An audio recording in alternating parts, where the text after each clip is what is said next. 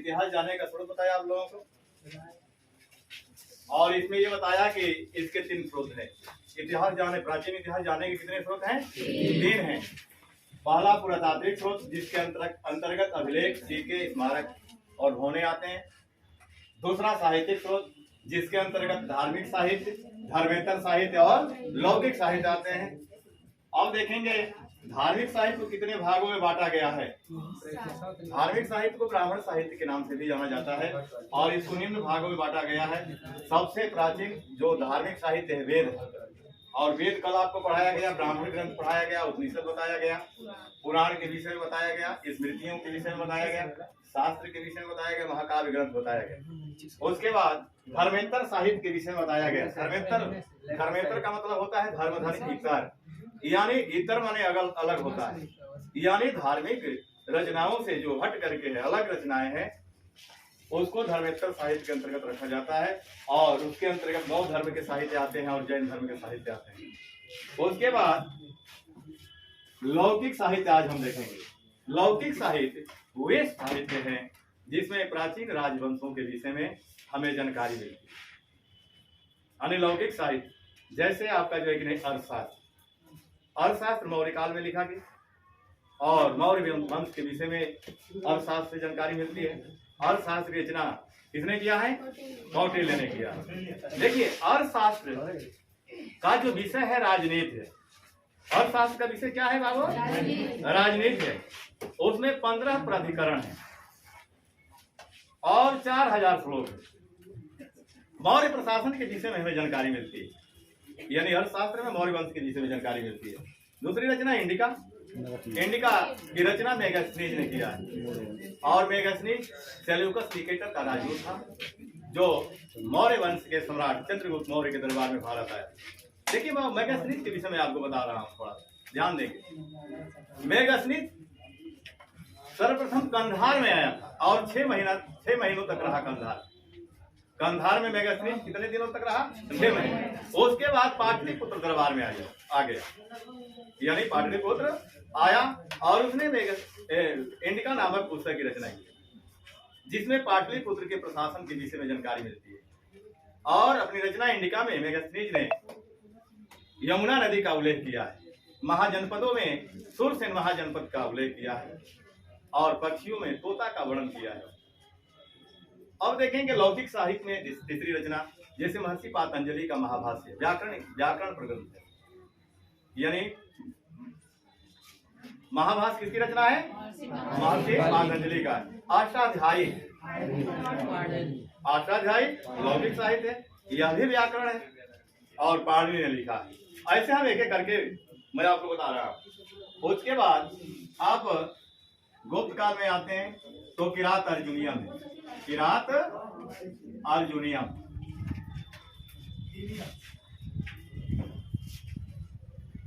और इसकी रचना किसने किया है? भारवी ने किया है। उसके बाद मृच्छकटिकम, ये सब नाटक है। मृच्छकटिकम, देखिए मृक्ष माने मिट्टी होता है, मृक्ष माने क्या होता है और कटिकम माने गाड़ी होता है, यानी मिट्टी की गाड़ी। मृच्छकटिकम का अर्थ क्या होता है? मिट्टी की गाड़ी। और गुप्तकालीन रचना है, किसने लिखा है? शूद्रक ने लिखा है। ये भी नाटक है। उसके बाद आपका जो है कि नहीं अमरकोश। अमरकोश किसने लिखा बाबू? अमर सिंह ने लिखा। इसमें 12 प्रकार के भूमियों का जिक्र है। अमरकोश में 12 प्रकार के भूमियों का जिक्र किया गया है। उसके बाद गुप्त काल में ही कालिदास की 7 रचनाएं हैं। यानी कालिदास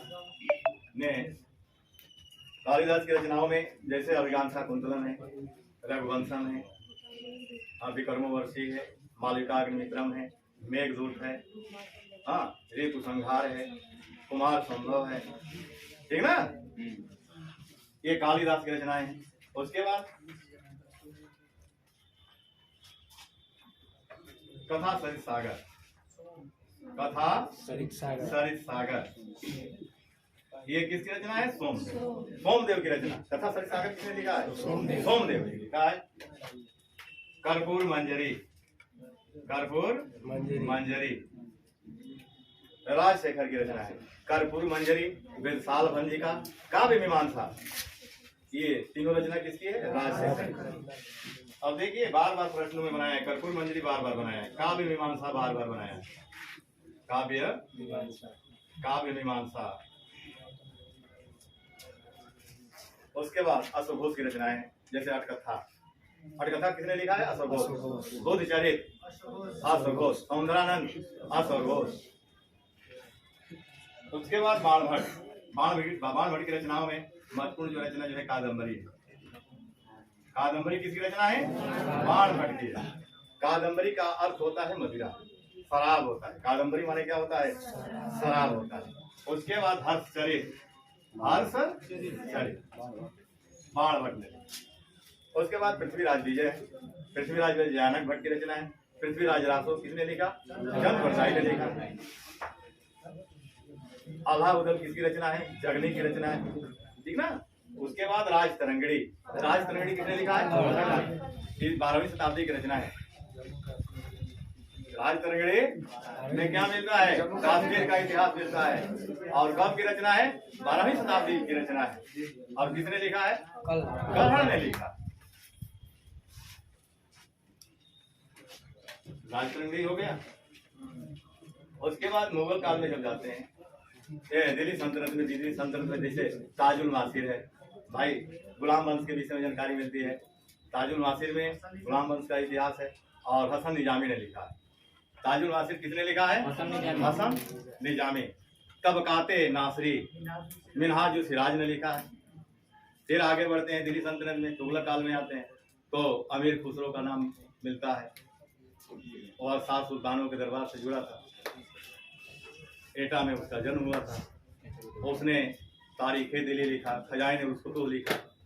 खजाइन उल फुतूह किसने लिखा है? आमिर खुसरो। तारीखे दिल्ली किसकी रचना है? आमिर खुसरो। देवल रानी खिजर खां किसने लिखा? आमिर खुसरो। नूह सिपहर किसकी रचना है? आमिर खुसरो।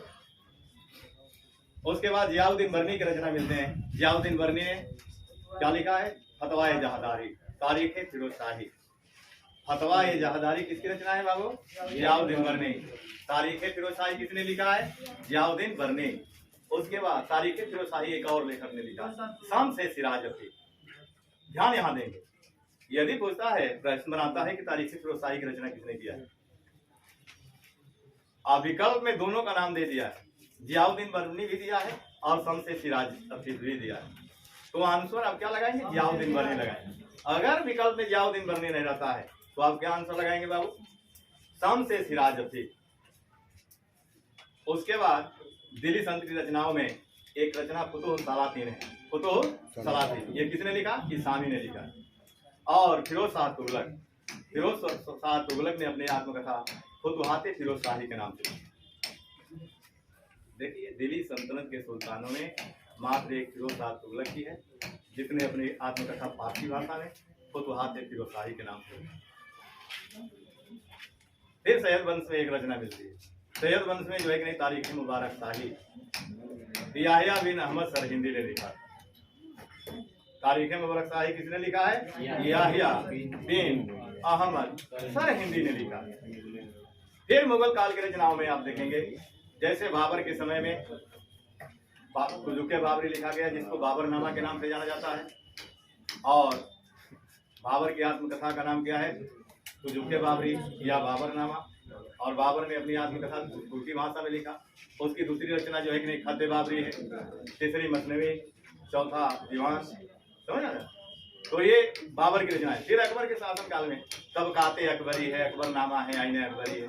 अकबरनामा आईने अकबरी किसने लिखा बाबू? अबुल फजल। और तबकाते अकबरी निजामुद्दीन अहमद ने लिखा। जहांगीर के समय में सबसे महत्वपूर्ण रचना उसकी आत्मकथा तुजुके जहांगीर। जहांगीर ने भी अपनी आत्मकथा तुर्की भाषा में लिखा, इस नाम से तुजुके जहांगीर। लेकिन जहांगीर ने अपनी आत्मकथा अपने शासन के 16वें वर्षों तक ही लिखा था। उसके बाद उस रचना को आगे बढ़ाने का श्रेय मोतमीर खां को। जब तुजुके जहांगीरी रचना को मोतमीर खां ने आगे बढ़ाया तो उसका नाम बदल कर क्या कर दिया? इकबालनामा ए जहांगीरी कर। फिर शाहजहां के समय में एक महत्वपूर्ण रचना है शाहजहांनामा। शाहजहांनामा, और इसको किसने लिखा? इनायत खान ने। औरंगजेब के समय में जो रचनाएं लिखी गई उसमें महत्वपूर्ण रचनाओं के विषय में मैं बता रहा हूँ। ऐसे तो इतिहास लेखन पर रोक लगाया था, लेकिन उसके समय बहुत सी रचनाएं हुई थी। जैसे उसका सरकारी जो इतिहासकार मोहम्मद काजिम था, उसने आलमगीर नामा लिखा। औरंगजेब के सरकारी इतिहासकार का नाम क्या था? मोहम्मद काजी। और उसने कौन सी पुस्तक लिखा? आलमगीर नामा। उसके बाद ईश्वर दास नागर ने फुतुहाते आलमगीरी की रचना की। भीमसेन जोशी बुरहानपुरी ने नुक्शा-ए-दिल-कुशा लिखा। और शाहजहां का जो बड़ा पुत्र दारा शिकोह था, उसकी भी कई रचनाएं मिलती हैं। जैसे मंजुल बहरीन, ये बार बार बना दिया है, मंजुल बहरीन। मंजुल बहरीन का अर्थ होता है दो समुद्रों का मिलन। सिर ए अकबर 52 उपनिषदों का अनुवाद करके उसने नाम क्या रखा था? सिर ए अकबर। उसके बाद उसकी रचनाओं में सकीनत उल औलिया है, हसनात उल आरिफीन है। समझ में आ रहा है? वो इन लौकिक साहित्यों से किसी न किसी वंश के विषय में हमें जानकारी मिलती है, ठीक ना?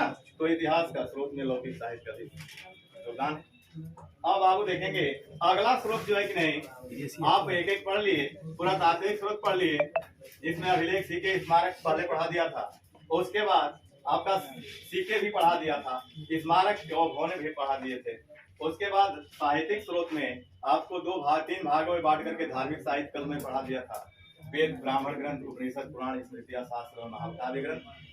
उसके बाद धर्मेतर साहित्य में भी बौद्ध धर्म के साहित्य और जैन धर्म के साहित्य कल मैंने पढ़ा दिया। लौकिक साहित्य आप माफ कर दिए। अब तीसरा जो इतिहास का स्रोत है, प्राचीन भारत के इतिहास का जो स्रोत है, ये विदेशी यात्रियों के विवरण से प्राप्त होता है। अब हम देखेंगे कि हमारे भारत में कौन कौन आया। समझ में आ रहा है? हो, इसको ध्यान से थोड़ा ध्यान दीजिएगा।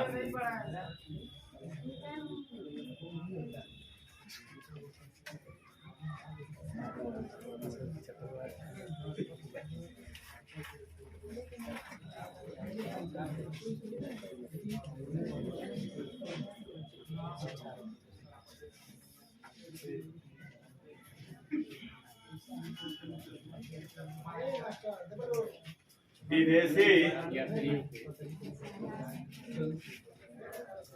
यात्रियों के विवरण से प्राप्त स्रोत।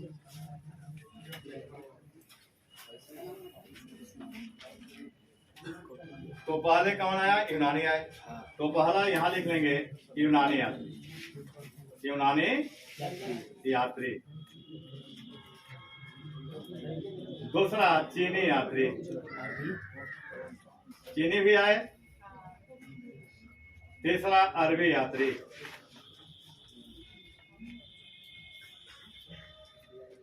चौथा यूरोपीय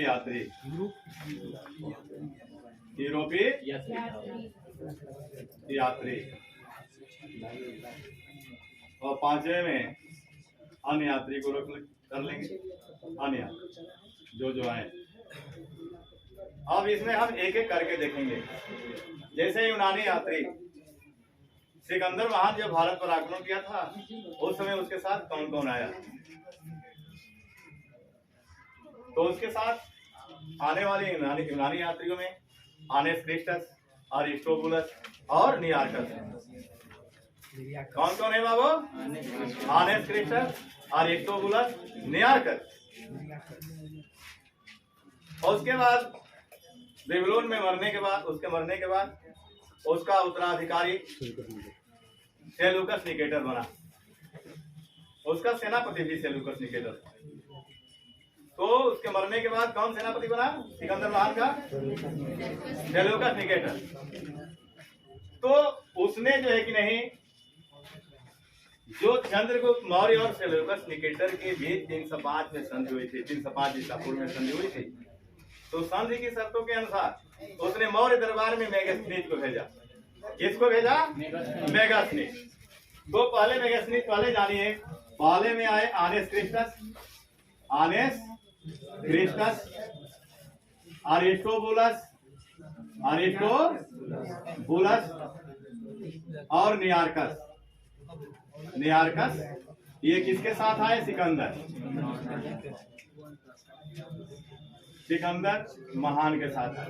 मरने के बाद सेल्यूकस निकेटर इसका उत्तराधिकार बनता है, सेल्यूकस निकेटर। यहाँ ध्यान देंगे, सेल्यूकस निकेटर। तो इसने जो है मेगास्थनीज को भेजा। किसको भेजा? मेगास्थनीज को। किसके दरबार में? चंद्रगुप्त मौर्य के दरबार में भेजा। उसने इंडिका लिखा जिसमें पाटलिपुत्र के प्रशासन का जिक्र किया। दूसरा यात्री आपका जो है कि नहीं, डाइमेकस है।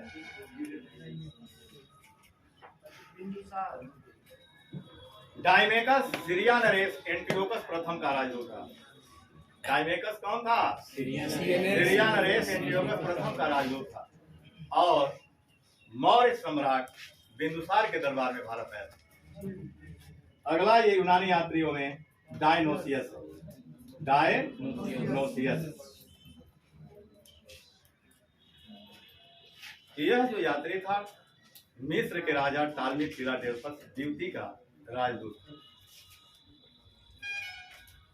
और बिंदुसार के दरबार में भारत आया था। किसके दरबार में आया था? बिंदुसार के दरबार में आया। तो आपका चीनी यात्री हो गया। अब देखिए, ये यूनानी यात्री हो गया। चीनी यात्रियों में दो महत्वपूर्ण हैं, पहला फाहयान और दूसरा वेनसन।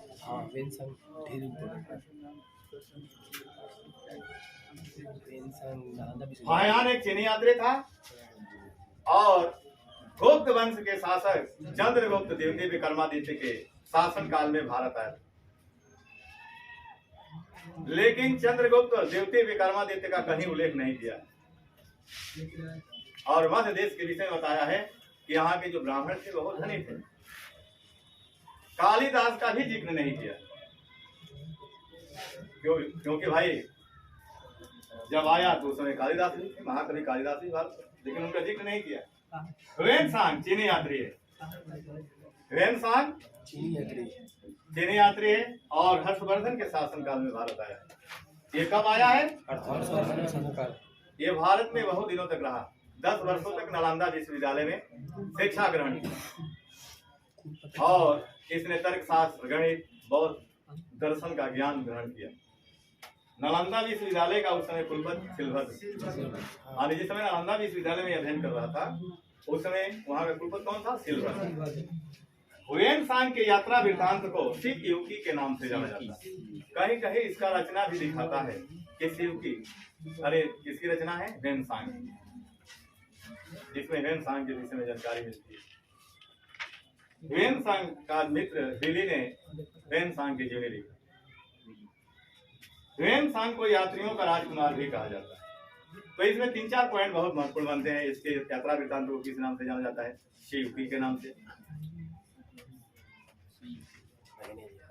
वेनसांग की जीवनी किसने लिखा है? दिल्ली ने लिखा है। हाँ, यह बौद्ध धर्म का शिक्षा ग्रहण किया। ठीक, उसके बाद इसको यात्रियों का राजकुमार के नाम से भी जाना जाता है। किसके दरबार में आया? हर्षवर्धन के दरबार में आया। अब देखिए चीनी फाहयान हो गए। बाद में 7वीं शताब्दी में सिंह आता है चीनी यात्री और दक्षिण भारत चला जाता है, व्यापार के दृष्टि से आया। अब आओ यूरोप अरबी यात्री देखेंगे। मोहम्मद गजनवी के साथ आने वाले जो यात्री हैं उनमें आपका जो है कि नहीं, कौन कौन है? अल-बरूनी है। अल-बरूनी का वास्तविक नाम क्या था? अबू रेहान। अल-बरूनी का वास्तविक नाम क्या है? अबू रेहान। उसने भारत में किताबुल हिंद नामक पुस्तक की रचना किया। उस रचना को भारत का दर्पण भी कहते हैं। दूसरा यात्री जो है फिरदौसी है। फिरदौसी ने शाहनामा नामक पुस्तक की रचना किया। तीसरा फारूकी और चौथा उत्वी। अरबी यात्रियों में उत्वी भी आया था और उत्वी मोहम्मद गजनवी का दरबारी कवि। उत्वी कौन था? मोहम्मद गजनवी का दरबारी कवि। अब यूरोपीय यात्री देखेंगे, यानी यूरोप से आने वाले जो यात्री हैं, पहला मीडेन हाल है। यानी यूरोपीय यात्रियों में पहला यात्री मीडेन हाल। अकबर के शासन काल में भारत आया था, लेकिन वह पश्चिमी तटों पर आकर के वापस चला गया। दूसरा यात्री अकबर के शासन काल में आने वाला दूसरा यूरोपीय यात्री राल्फ फीच है। कौन है? राल्फ फीच। यह अकबर से मिलने के लिए आगरा दरबार में उपस्थित हुआ था, लेकिन अकबर नहीं मिल पाया। तो आगरा और फतेहपुर सीकरी का ये भ्रमण किया, और आगरा और फतेहपुर सीकरी के विषय में राल्फ फीच ने बताया कि यह दोनों शहर लंदन से बड़े हैं और देखने में बहुत सुंदर लगते हैं। अब जहांगीर के समय में आने वाले जो यात्री हैं उसको देख लेंगे। जैसे जहांगीर के शासनकाल में जो यात्री आए थे, यूरोपीय यात्री, उसमें पहला कैप्टन हॉकिंस है। कौन है? Captain Hawkins.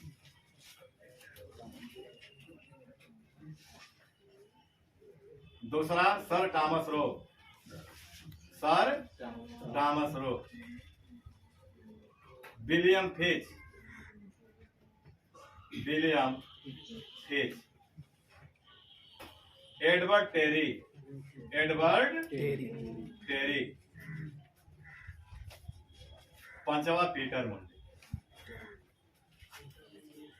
आने जहांगीर के शासन काल में आने वाले जो यूरोपीय यात्री हैं ये 5 हैं।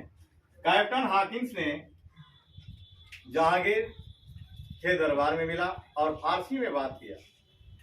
इस पर खुश होकर के जहांगीर ने इसको 400 का मनसब भी दिया। ठीक ना? उसके बाद इसके जब चला जाता है तो सर टॉमस रो आता है। टॉमस रो उस सर के पास जहांगीर ने दिया। उसके बाद विलियम फिच आता है। एडवर्ड टेरी, ये पादरी था, ये ईसाई धर्म के प्रचार प्रसार करने के लिए भारत आया था। और अंतिम पीटर मुंडे। अब शाहजहां के शासन काल में आने वाले जो यात्री हैं फ्रांसिस बर्नियर है और टे बर्नियर। फ्रांसिस बर्नियर चिकित्सक था। क्या था? पेशा से डॉक्टर था वो। और दूसरा यात्री जो टे बर्नियर था वो जौहरी था। जौहरी का मतलब सुनार था, स्वर्णकार था। फिर औरंगजेब के शासन काल में आने वाले जो यूरोपीय यात्री हैं उसमें टे बर्नियर है, फ्रांसिस बर्नियर है और मनुची है। क्योंकि शाहजहां के शासन काल में ही जो उत्तराधिकार का युद्ध हुआ था, देवराई का अंतिम युद्ध, यानी उत्तराधिकार का अंतिम जो युद्ध हुआ था वो देवराई का युद्ध 1659 ईस्वी है।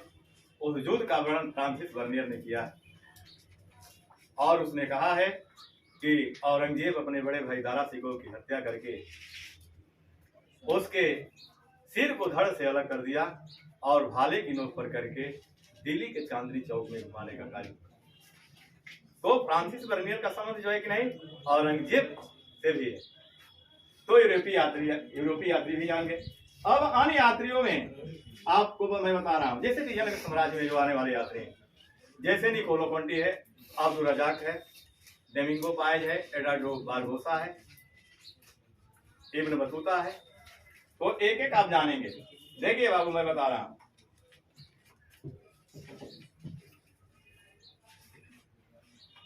ये बार बार बनाया है कि निकोलो कोंटी किसके दरबार में भारत आया। पहला point Niccolo Conti. Niccolo Conti. दूसरा अब्दुल रजाक, ये विजयनगर साम्राज्य में जो आए थे हम उसके विषय में बता रहा हूं। Abdul Razzaq. Domingo Paes. Domingo Paes. Eduardo Barbosa. Barbosa. ये विजयनगर साम्राज्य में आने वाले आते हैं। तो देखिए पूछता है कि निकोलो कोंटी कहाँ का यात्री था, किसके समय भारत आया। तो देखिए इटली का था। कहाँ का यात्री था? इटली। और किसके दरबार में आया? विजयनगर के शासक देवराय प्रथम के शासन में आया था। किसके समय? देवराय प्रथम के शासन काल में भारत आया था। अब्दुल रजाक ये फारस का रहने वाला था। कहाँ का रहने वाला था? फारस, यानी ईरान का रहने वाला था। ईरान को फारस के नाम से भी जाना जाता है। और ये देवराय द्वितीय के समय में भारत आया। किसके समय में? देवराय द्वितीय। डेमिंगो पाएस ये पुर्तगाली था। ये कहाँ से आया था? पुर्तगाल। और किसके समय? कृष्णदेवराय। कृष्णदेव, ये दोनों संगम वंश के हैं, देवराय और देवराय देवती। किस वंश के हैं? संगम वंश। कृष्णदेवराय किस वंश का है? तुलु वंश का। तुलु। एडोडो बारबोसा भी पुर्तगाली था, पुर्तगाल से आया था और कृष्णदेवराय के शासनकाल में था। किसके शासनकाल में आया था बाबू? अब एक बतूता देखेंगे इसके ऊपर। एक बतूता ये भी बार बार प्रश्न बना है। एक बतूता